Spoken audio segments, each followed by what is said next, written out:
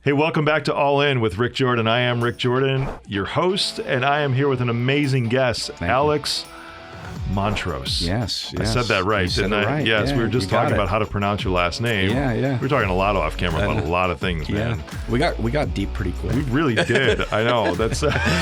I tend to do that. Yeah. I have people in my office all the time that will just come in. I don't know if it's my dreamy eyes or whatever it is. It might have been. It might have been. You kind of you lured me in for sure. Discussion. Yeah. So many come into my office and they cry. Maybe that's a bad thing. I don't know. But I appreciate that too, because there's a lot of people that put their trust in that just feel that I'm easy to talk to, which is I love that. Very cool. And likewise, so are you. Thank you, man. That's why we just started talking about everything. Yeah. Literally everything. Very cool. I got some cool stuff though. Some things that you were talking about, writing down, putting on your list on things that you'd like to talk about. This one in particular really drives home for me about working with your spouse. Okay. Or running a business with your spouse. Now, my wife and I have been married it'll be 18 years this year. Got married really, really young. Thank you. Prior to 3 years ago, we had said that we would never work together. Interesting.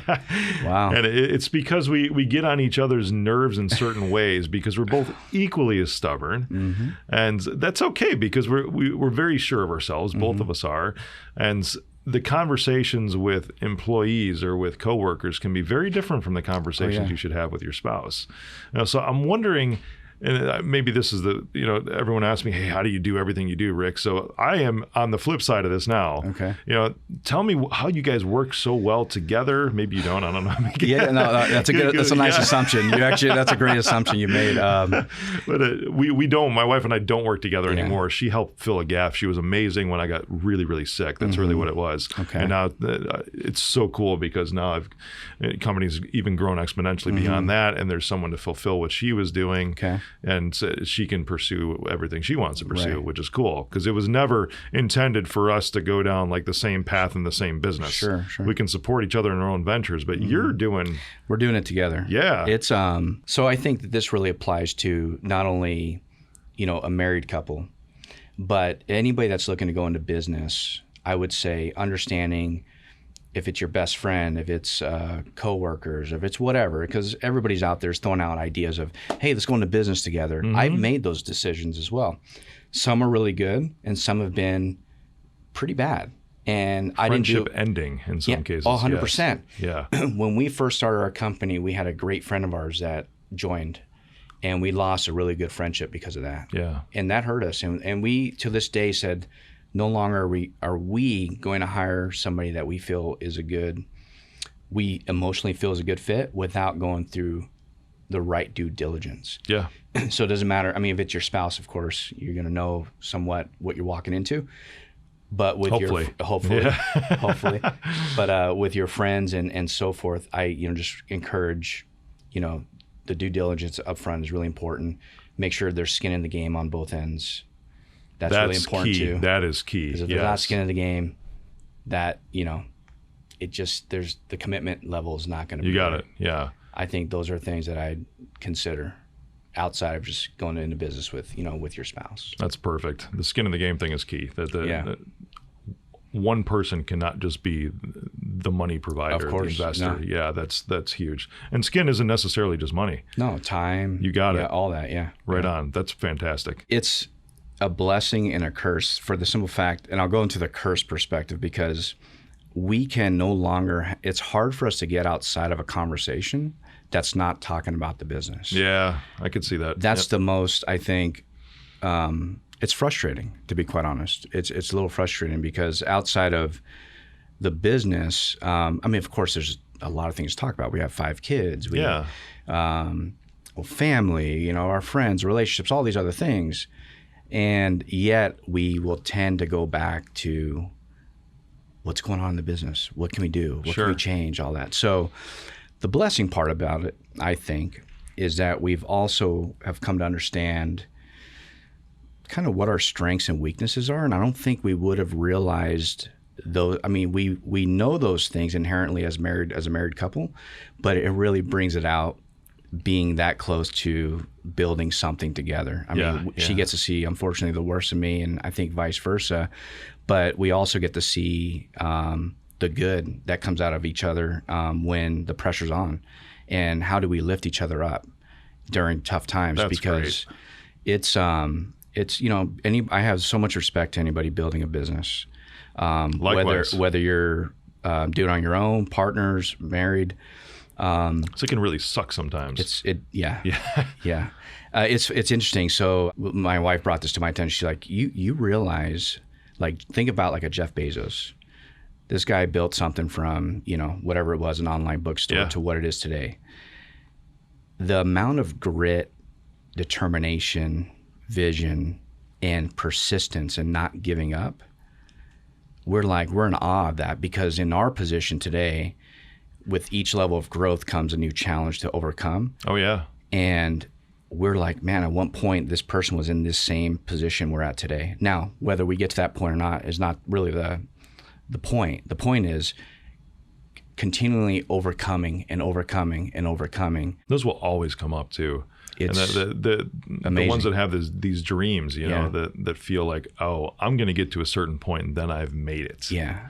That is a pipe dream. It is. You can achieve success, but there's then just different levels of success. Levels. Yeah. Because every level of success means you just overcame a totally new problem. Exactly. And they're never going to stop hitting you. And all of them are equally, if not as more intense and hard than the previous one. Yeah. So having your wife together with you in this, I could see where it could be sort of the dichotomy of it, to where it's amazing and it's also probably pretty rough. It gets rough because we're sacrificing so much in the hope that when, we have a successful business today, but to your point, success it can't be measured by monetary value. It can't be measured. It never can, because we've already had that. Yeah. So it's like, okay, so what is it? Okay, it's time back. Okay, well, crap, we can't get time back because we're all in on the business. Yeah. So what is it? Okay, delegation. Okay, we delegate. What happens when somebody on the team decides to leave or whatever? All the work comes back to us. Exactly. It never stops. So it's like, at what point do you say, okay, one, what are we doing this for? And two, is it worth it? And these are questions we ask ourselves all the time. Yeah. Is it worth it? And we've come to an agreement that if our marriage is ever at risk, that we shut down, period. That our marriage and our family will always supersede and be more important than anything we can do to build this business that we have. So that is a common understanding, and we're always checking in with each other, like, hey, where are we at? That's great. Are we good? Wow. Are we on a brink right now? I mean, and so I think that open communication has really helped us, and setting that boundary up front. Yeah. In the sense of like, nothing can supersede the importance of our marriage and our family. And even in the hard times, we always go back to that. Is it worth it? We're like, yes, it is. And this is why. Yeah. And we keep pushing and we keep pushing and we keep moving. But always having that in front of us to kind of as the gauge to see where we're at. Sure. Has helped us through a lot of challenging and trialing times. That's great. As a business owner. Yeah. That's a fantastic limiter to put in place. Yeah. To where it threatens the existence of your marriage and where your family Correct. is. Yeah. That's the non-negotiable at this point, it sounds like. It is, yeah. That's wonderful, man. Yeah. You're right, because success is never measured in dollars. Of course, yeah. It can't be. And those who achieve or think that way, anyways, that I've seen, right, they tend to lose every bit of it. Yeah.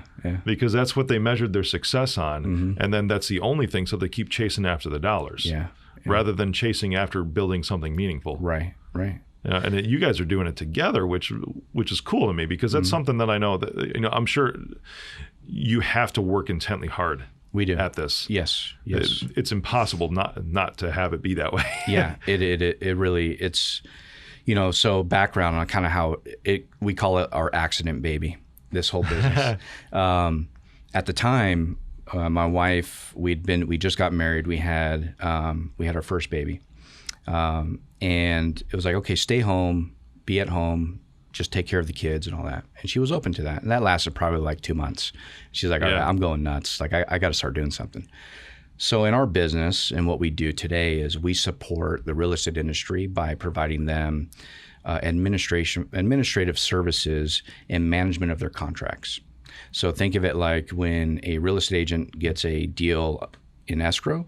We are going to be the ones facilitating the communication, the administration to make sure that the deal ends up closing for that broker right on. and supporting them. So that's our business. So she started doing that on the side, just to be, kind of not just get out of the norm of her day to day, which she refers back to.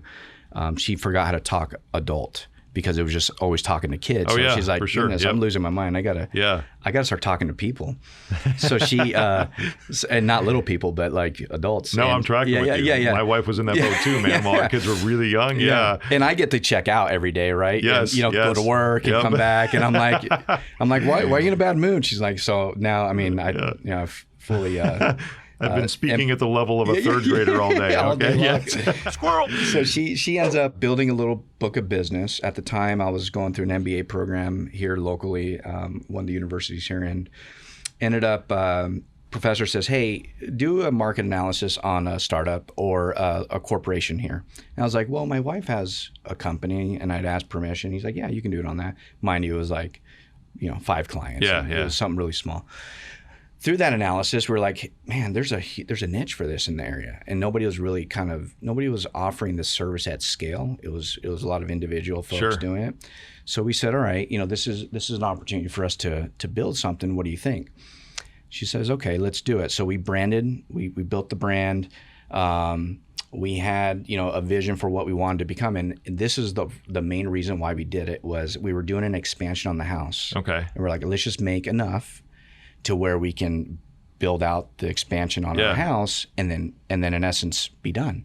Well, like that was this thing blew up, and we're like, oh crap, this thing is like moving and it's growing, and we couldn't stop the amount of clients that would come to us that wanted this service. That's really great, man, because I'm listening to what you're doing. I never knew something like you existed. Because a real estate broker is this is a squirrel. Sure. A real estate broker, in essence, is really a salesperson. Yes. Right. And the best salespeople are the ones that are hunters, and they blow in, they close the deal, and then from at that point, they just need to move on. They leave like this trail of disaster in their wake. Yeah, we got to keep them moving. Exactly. Our goal is to keep you moving and keep making, keep building your business, keep moving. And don't waste time on non-revenue generating activities. Yep. That's really the end It's game. Beautiful. You have like the ultimate sales support system that you've put in place for them. That to me is fantastic, because that's where most sales tend to go to die too. Even though you've got the signature, it's still not closed until it's closed, until it funds. Exactly. Until the money's in the bank. That's it. You might have a signed deal, but whatever. I tell my people this too. You might have a signed deal, but when it funds is when it's done, because there's usually work after that, some kind of admin work that no salesperson likes to do. They just don't. They want to be out there because the way they see the money come in is when they get the signature. Of course. That's it. And then their mind's already on to the next thing. On the next deal. This huge disaster wake. Anyway, but that's why I love what you do. Yeah. So back to no. And that's why we got into business, because we had come from a real estate background, and we had our time in that industry, and we're like, all right, let's see if this could work. And sure enough, it did. And when we're a little bit over 3 years now into the business, doing very well. At the same time, it's presented its challenges, like we kind of opened up the conversation with. We're creating jobs. Right on. We created jobs here locally, and one of the best testimonies we had was one of our team members came to us and said, I just for the first time bought a brand new vehicle for myself. Now, not to say that was it was a material thing or whatever it is, but she was so excited that she had the ability to work from home, have a team that supported her, and ultimately have enough income for her and her family to be able to support and buy the car that she wanted. I love that. For so long. And she bought like this a black Wrangler or Rubicon, brand new Jeep. And it was super cool. And so we were super stoked and excited for her. We were like, man, that's why we're in business. Dude, that's why the suck is worth it. Yeah. Well, for sure. When we saw that, we're like, it literally erased all of the maybe previous months we had been stressed out, losing sleep in the business. We're like, That's why we're in business. Yeah. They're the fuel, right on. I mean, you're there to serve your clients. Of course. It's 100%. Of course. Yeah. The businesses don't exist without that. But building that team around you is one of the most fulfilling things that I've ever experienced too. And even when I look across my entire team, it's, if you look at it as kind of a family, which it's not, because I don't treat it that way. But just as you say that you don't want to threaten your actual family with anything business related, I don't want to threaten my team's welfare for anything business related. So, I used to hire from the heart, because I wanted to help everybody, and especially those that were going through a rough time, and then that's when I started realizing that that's a bad move, Rick. Don't hire those that are struggling, hire those that are hungry, and those that will be a positive contribution to the culture here, because if I define the culture, everyone else has to fit into that.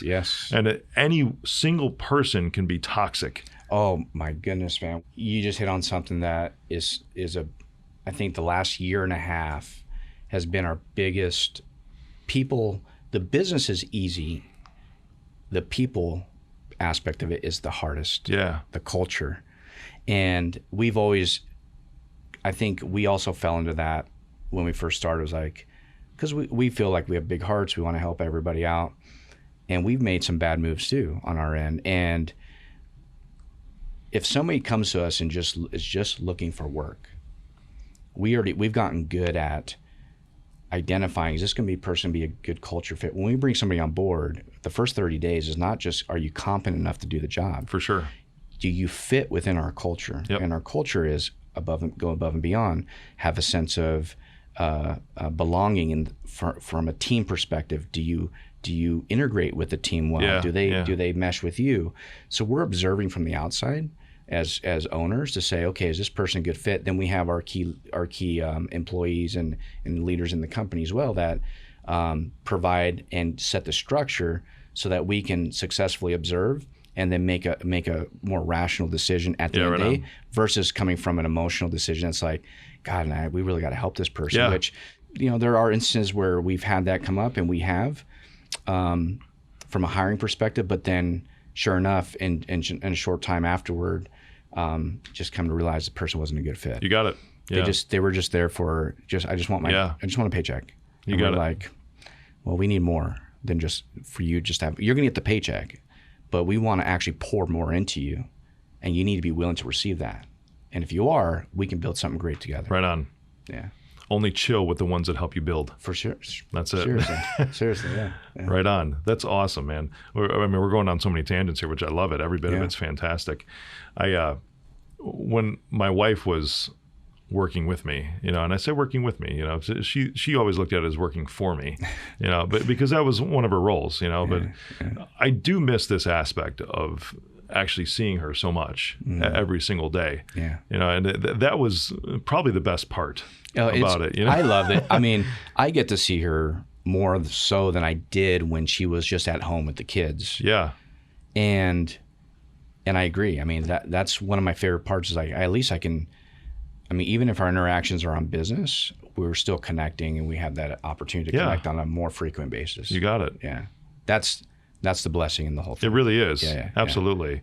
Of course, depending on how close you live, you go home in the middle of the day and have a little fun too. You know, there was always that perk, but we're 5 minutes away. Same here. So, exactly. It's like, let's go home for lunch today. All right. Exactly. That was always fun. Do you see this continuing forever, with the two of you working together? Building something, do you have your own aspirations that you want to go after yourselves? No, I think we've come to a point in our lives where our aspirations are, she may say it differently. But I think we both want the same thing. And no matter the medium, no matter how we get there, whether it's this business or it's something else, we're still striving for the same thing. So we're aligned from that perspective. Will this thing forever, our goal is to build it out to the point where we can either take this thing nationally and it becomes a national brand, or awesome. Or get acquired. It's one or the other. And as time passes, we'll make the decision, as any business owner says, is it worth it to keep it? For sure. Or is it worth to be acquired and then figure out what that looks like? Yeah. Because we also look at it from just how much revenue is coming in, what is that doing for our livelihood? Do we need to sell it? Do we need to keep it? So we're always having those discussions. So we don't know. I don't know what the future of that holds, but what we have right now is pretty good, and we're continuing to build it out and keep driving it forward. That's beautiful, man, because there's one thing that I've noticed in business and life in general, but the concept that everything changes. Yeah. And if it doesn't change, there's something wrong. Yeah.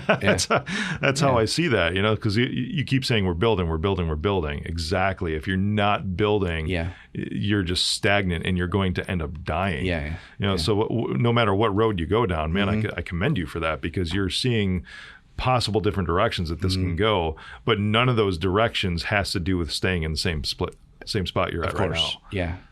I mean, where we were at a year ago to 5 months ago to where we think we'll be in 6 months. It's so interesting how fast things can change, and how I think I commend her, my wife, in the ability to adapt and pivot. Yeah, right on. As fast as I tend to do it faster than her mentally, but she's very fast in the sense of understanding, okay, I understand what the vision is.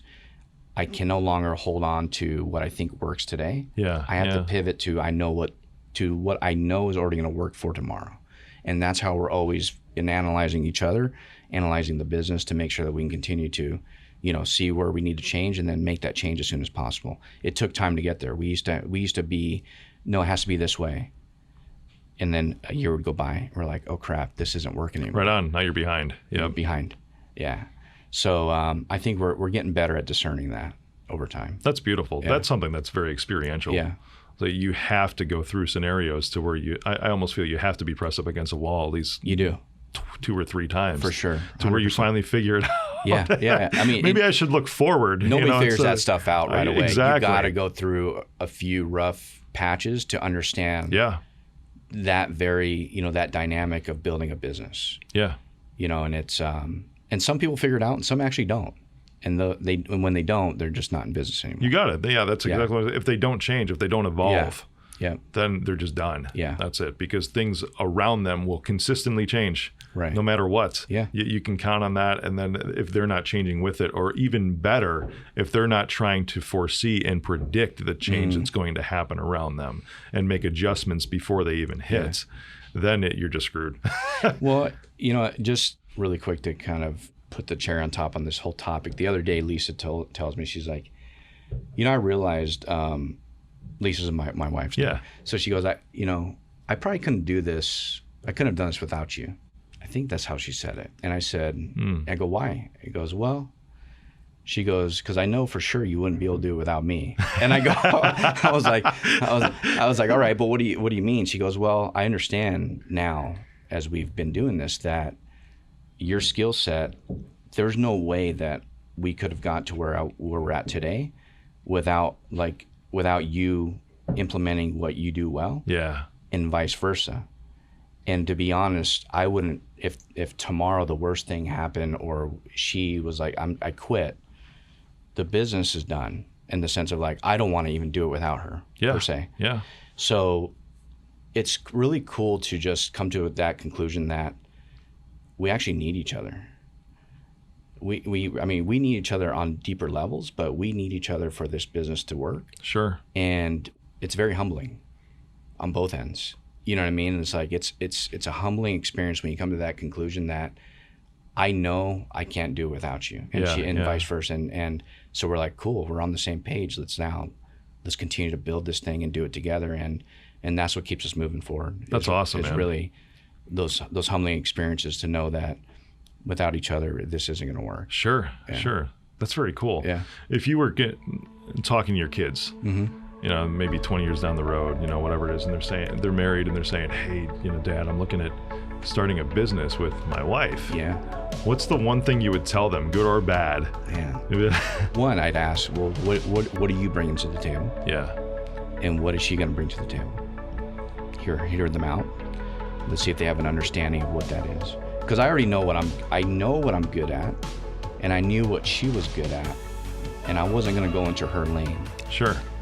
And understanding your lane is so critical to success. If you're going to continue to be successful, and I would tell him or her, is that you got to know what your lane is, stay in that lane, do it really well, and then make sure that you have somebody, if it's your spouse, compensate the areas that you don't do very well.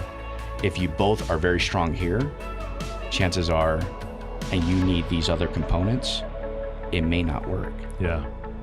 You might be bumping heads a lot. So my wife is not a high, like I use the disc profile. Yeah, right on. Yep. So, I'm a high D, she's, I don't know, S's and C's or whatever. So we can It's complementary. Complement, yeah. And understanding those personality traits, I think, is really important. And if you're both the same, it's a lot of friction. I think the road is going to be a lot longer. For sure. Towards success. Would you go as far as saying a qualifier would be, would you hire your spouse? Yeah, I think so. I think that's a great question. I would hire my spouse in a heartbeat. I don't know if she'd hire me. Yeah. But I'd hire her, so yeah. That's awesome. Yeah. Man, this has been fantastic. Yeah. I mean, I don't know if there's anything else really to talk about, but I mean, we can even go back to anything we want to at this point. I mean, we've reached really the end. We've even covered the one thing, which I love to leave listeners with every single week. That was the kid question, Yeah. Because I mean, if my kids were to ask me that, man, I'd be like, I don't know. You better think long and hard about that, because it doesn't work for mom and I, Yeah.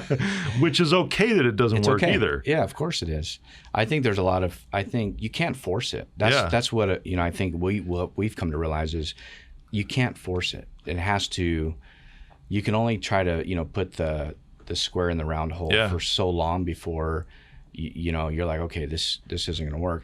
We've gotten good at, even in our own business, understanding how much of a deficiency we have in other areas, and looking for that support and making sure that we pour into those employees or leaders on our team to help fill those gaps, and not, we don't care about the glory. Yeah, right on. We're not concerned about all that. What we're concerned about is delivering the best quality service, developing a great culture, and we know that Lisa and I can only take that so far, and that we need other folks to really kind of integrate always and add their component, their skills to make it a whole of the picture, or make the masterpiece come to what that's what beautiful. Yeah, because there's never any one person or any even two people that can fulfill every need of an entire team. Sure.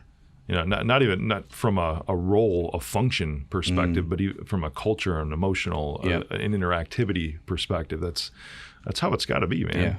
Yeah. That's awesome that you guys are able to. I mean, that's probably a dinner conversation between the two of you. Right? It's like, it is. Man, we really suck at this spot. None of us are good at this spot. We need to have somebody who does this. It's a dinner conversation. It's the moment we wake up. It's a conversation. Yeah. It's the moment we're going to bed. It's that goes back to the original start of the conversation, is getting outside of those very same conversations. Sure. And just saying, okay, what is our future for our kids? Let's have that conversation more often. Yeah. What is, what are we going to do this summer for, what are your dreams? And vice versa, asking me, and kind of dream together. Those moments don't come as often as I wish they would because of the business. Yeah. But our goal is to, collectively, both her and I, we know that is something that we aim to continue to build out is us. Like, how do we take care of us? Not just the business. And we're getting better every day. We're getting better at it. That's awesome. Yeah. What's the thing outside the business that you guys are like, man, we really want to do this within the next 5 years? I know I'm digging deep here and getting personal, but it's fun because one thing I've picked up on that you've said a lot is that, a lot of your conversation, again, starting at the beginning of this whole show, is a lot of your conversation, the business always comes up. Yeah. So when something personal comes up, like you're talking, what are your dreams? What are your wife's dreams? And how do those come into parallel? And how do those also separate and say, what do you want to go after on your own? Yeah. Because you're still two individuals. Sure. Even though you're joined at the same time, you're still two individuals. Yeah. We love spending time with our kids. And as simple as that sounds, that really is what we aim for. And when I say that, we have friends I wouldn't say friends. Let me make a general statement because I want to make sure none of my friends out there say, is that me? No, it's not. Yeah. But we know people that The moment they get a time to, we'll get offered up like, hey, do you want a night out without your kids or whatever? We're like, man, well, we haven't really seen our kids. Yeah. We actually want to hang out. Yep. We like hanging out with our kids. We get it that there are times where like, we got to get the hell out of here. Like, we got to be on our own. But we want more time with our family because here's something that happened to me in 2013. I had a heart attack. Oh, man.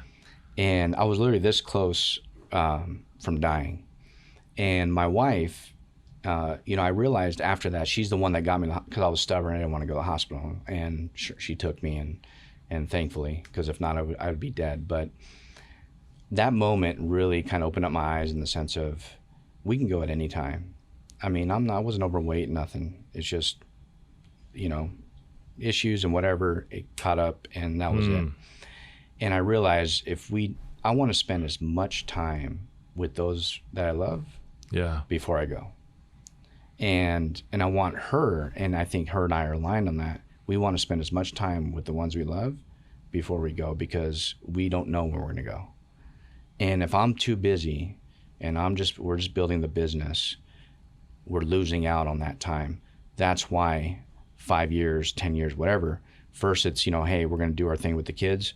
We see ourselves traveling the world, hanging out, getting new experiences. I mean, we just passed our intro sommelier. That was something like a bucket list. Oh, that's awesome. On the master quarter sommelier. So we can say we're on our way to being full sommeliers. Just stuff like that. Yeah. We just want to go and experience those type of things, and just experience life, and not be so, kind of heads down into building this thing out. Man, I love that. That's fantastic. Near-death experiences really do that and put things in perspective. For sure. Yeah, I relate to you on that aspect of it. Yeah. But to wind this down, and notice I said wine and not wined, because I enjoy wine a lot. I have not taken sommelier courses or anything, but I've just learned on my own. My wife's family owns vineyards in a winery in Michigan. Very cool. Nice. It's a lot of fun. Yeah. But what is your go-to just table red, something that's not amazing? Because this is one thing I love to do is that, there's a lot that are not educated, and it's a squirrel, but I want to end the show on this squirrel because I love wine. Squirrel. There's a lot that are not really educated in wines, and that's okay. But one thing I love to do is take people out to dinner, and then I will order something not super eclectic, and crazy. Yeah. Something to where I know that they can go to pretty much any liquor store and get this, or it's a staple on a lot of, like The Prisoner. You'll find I was about to just say, I literally was about to say, that is one of my favorite wines is The Prisoner. It's fantastic. Love it. And I mean, I don't know, retail, you're $30-$40, whatever it is. It's still worth, if I say it's a table wine, I think that's a great table wine. Yeah. Of course, you can buy, 14 hands or whatever you can get out there for or Justin $15, Cab. Justin Cab, any of those things.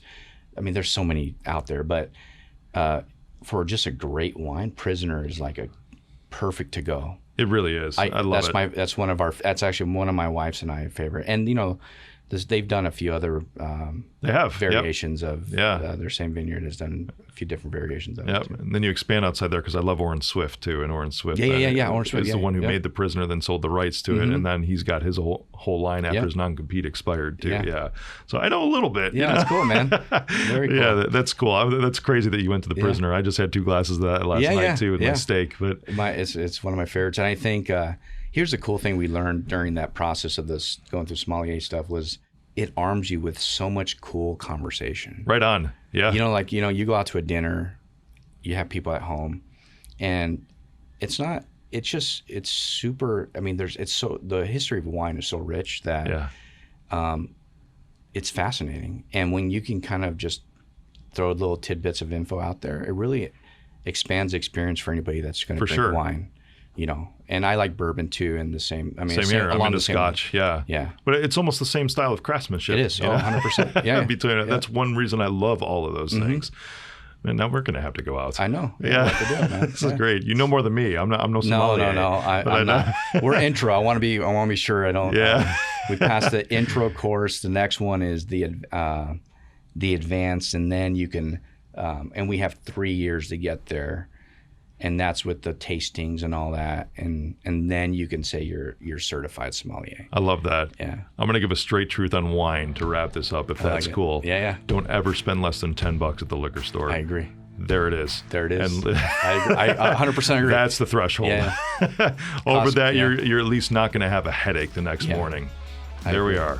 Awesome, man. Yeah, very cool. Well, thanks, dude. Thanks for being on, man. Thank This is fantastic. Appreciate it. Thank you.